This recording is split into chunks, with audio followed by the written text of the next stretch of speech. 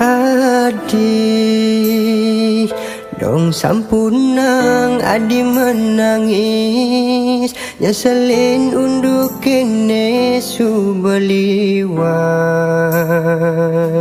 Adi bas keliwat lugu nyesel beli nyakitin ragan adi.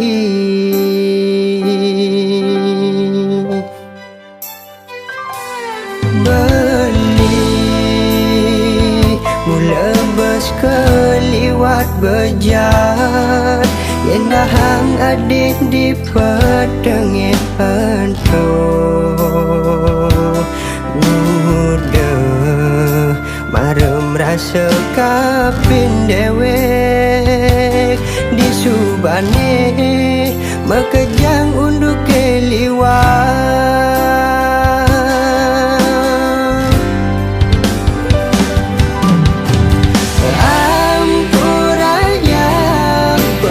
Melinye adik subonga enang adik sabar kanti merasa tanpa guna.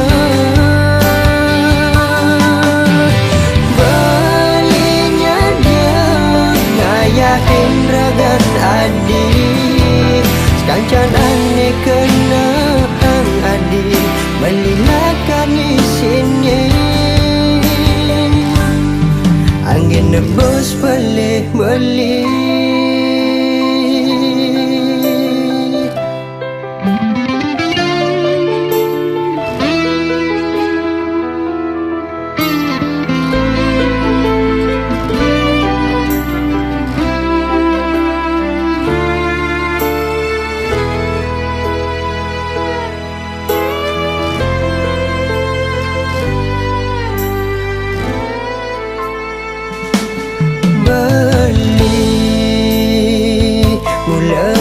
Keliwat bejat yen dahang adik di petengih hantu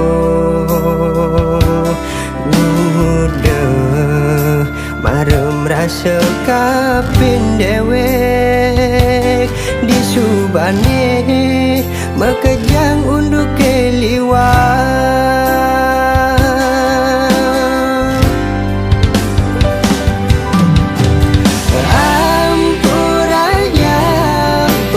Melinye adik subonga enang adik sabar kanti merasa tanpa guna. Belinya dia ngayahin ragan adik sekancan ane kena hang adik melilakan isinnya angin nebus beli.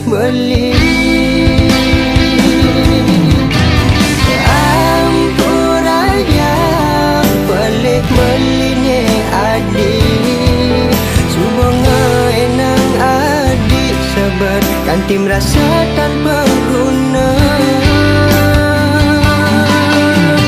Belinya dia ngayahin ragan adik kancan ane kena hang adik melilakan isinnya